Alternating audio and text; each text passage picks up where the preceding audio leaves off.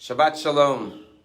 This week, the IPCC put out a very alarming report about climate change and global warming. And it's fascinating that this week's Torah portion discusses the commandment to protect our environment. This week's Torah portion, it talks about the laws of war. And it says when the Jewish army goes to battle and they enter into a city, says the Torah, do not chop down any fruit-bearing trees, because that was given to you by God in order to eat and be sustained by the fruit of the tree. And finally, the Torah says, Ki hadam eitz hasadeh, because man is like a tree in the field. And the simple meaning of this verse, as is brought in by the rabbi's interpretation, is that it's not just talking about a fruit tree. It's talking about any natural resources that God gave us in this world. We are obligated to protect it and preserve it for ourselves and for future generations. But why does the Torah compare it to a man in the field? A tree in the field is like a man. Adam, a man is like a tree in the field. Why this parallel example of a man being like a tree in the field? And perhaps the Torah is giving us a spiritual meaning to this verse as well, and saying that in life, sometimes we go to battle. We have conflicts, we have disagreements with others, and the tendency is just to chop down all the trees, to uproot the person, meaning to completely dismiss and obliterate that person who is disagreeing with us, who's taking an opposing view of us. The Torah says, wait a minute. Are there fruit on this tree?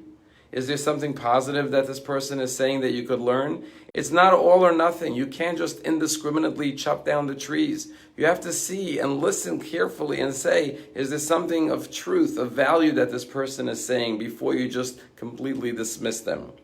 But then on a deeper level, within ourselves, we all have inner conflicts, inner struggles, inner battles that we wage war with ourselves. Sometimes we're very hard on ourselves. We're too critical of ourselves.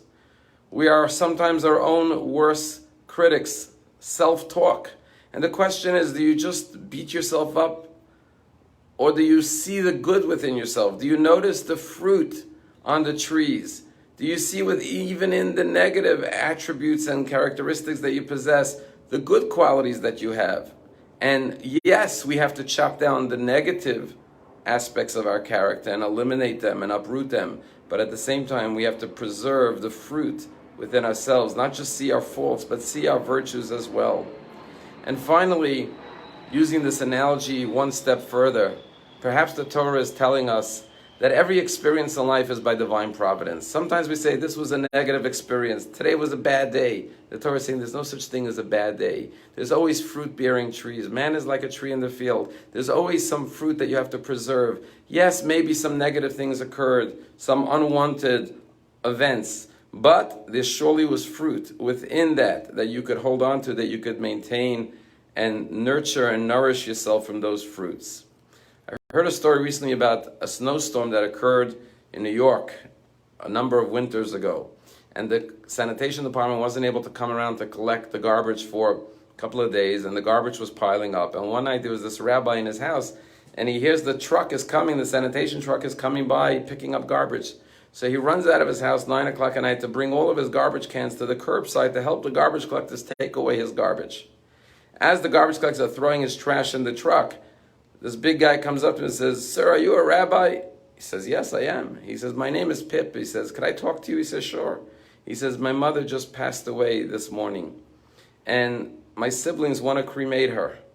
But although my mother wasn't a religious woman, she did light Shabbat candles every Friday, and I feel that she should have a proper Jewish burial. And I was wondering if you could help me." And the rabbi said, "I'd be delighted to help you. I'm so sorry about your loss, but I could arrange that for you. I could help you in every way, and I could even help with the cost of the funeral." And so the rabbi speaks to the family members, convinces them to do a proper Jewish funeral. And then Pip says to the rabbi, "But Rabbi, we don't have a rabbi. We don't belong to a synagogue. Could you officiate?" And the rabbi says, "I'll be honored to officiate at your mother's funeral." And sure enough, he officiates at the funeral. A week later, the rabbi is going out of his house and he sees the garbage collectors coming down the block. So he goes looking for Pip. He doesn't see him. He says to the collectors, "Where's Pip?" They say, "Who's Pip?" They say, "You know that guy who was with you last week?" They say, "Oh, he was just with us that day because of the snowstorm. They put more people on our route to help out. But this is not his normal route. He's in a different neighborhood usually. And then the rabbi realized that the whole reason there was a snowstorm and the garbage was piled up for a few days was that he should run out of his house 9 o'clock at night and meet this garbage collector who needed a rabbi to help him arrange a funeral for his mother. Everything in this world is divine providence. God wouldn't put us through an experience if there wasn't fruit that we can gain and learn from. And therefore, in every experience, whether our interactions with others, whether our own internal conversations with ourselves, or whether our daily experiences with our environment spiritually, always look for those fruit-bearing trees and maintain them, water them, and nurture them. Shabbat Shalom.